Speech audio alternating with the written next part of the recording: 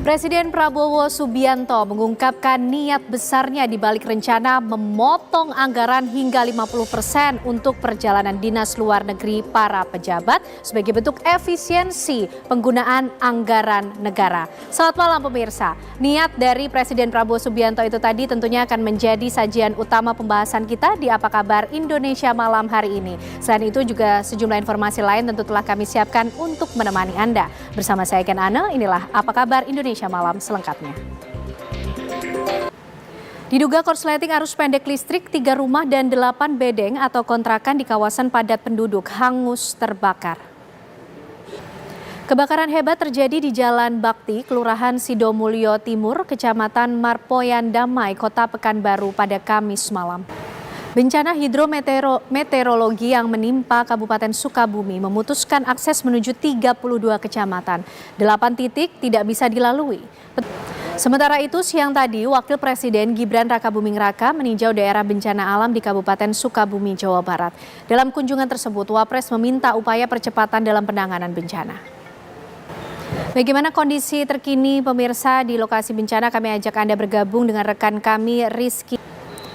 Pemirsa, hujan dengan intensitas tinggi mengakibatkan banjir di Kabupaten Cilacap, Jawa Tengah kian meluas. 2 orang pelaku curanmor yang beraksi di sebuah ruko jasa pengiriman barang di Jalan Warakas 1.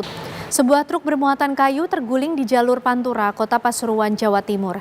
Diduga sopir truk Ya, pemirsa, para pejabat ini diminta untuk berhemat. Bahkan Presiden Prabowo memerintahkan untuk memotong anggaran perjalanan dinas luar negeri para pejabat hingga 50%. Kami hadirkan untuk Anda perbincangannya sesaat lagi.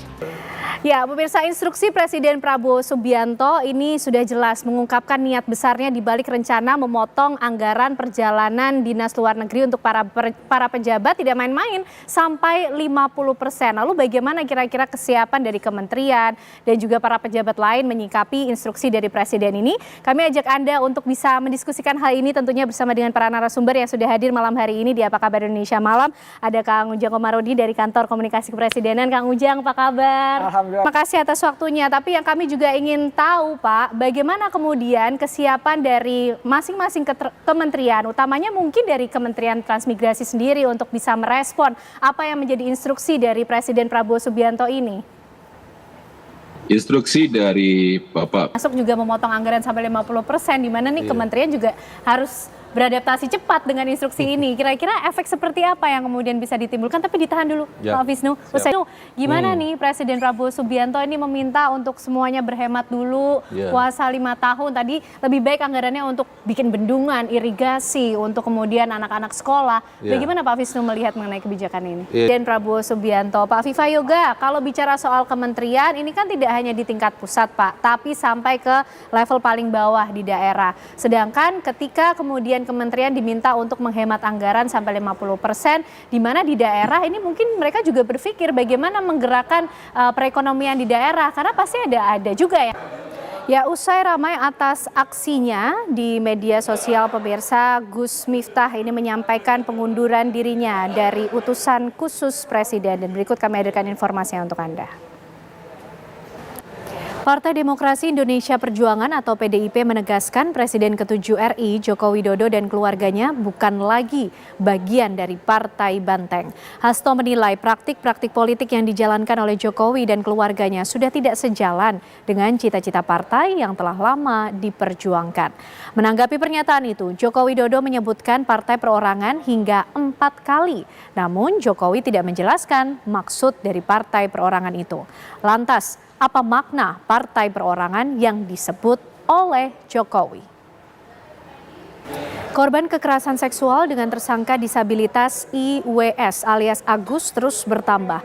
Hingga saat ini polisi tidak butuh lama, tim gabungan Polres Kediri berhasil menangkap pelaku pembunuhan berencana yang menewaskan 3 orang dalam satu keluarga di Desa Pandantoyo, Kecamatan Ngancar, Kabupaten Kediri, Jawa Timur. Ironisnya pelaku pembunuhan adalah adik kandung korban. Seorang sopir truk tewas ditembak oleh orang tak dikenal di distrik Abenaho, Kampung Wilak, Kabupaten Yalibo. Satreskrim Polres Kerinci meringkus 7 orang pelaku penganiayaan dan pengeroyokan siswa SMK hingga Badan Narkotika Nasional Provinsi BNNP Nusa Tenggara Barat menggeledah 4 lokasi rumah dan gudang tersangka bandar besar narkoba jaringan Jawa Timur dan Padang. Ya pemirsa, itulah akhir kebersamaan kita di Apa Kabar Indonesia Malam. Namun sesaat lagi program One on One akan hadir untuk Anda bersama dengan Arif Fadil yang berkesempatan untuk berbincang dengan Menteri Sosial Saifullah Yusuf mengenai blak-blakan dari donasi hingga bansos. Akhir kata saya Kenana dan teman-teman yang bertugas di Apa Kabar Indonesia Malam pamit undur diri. Terima kasih, selamat malam, sampai jumpa.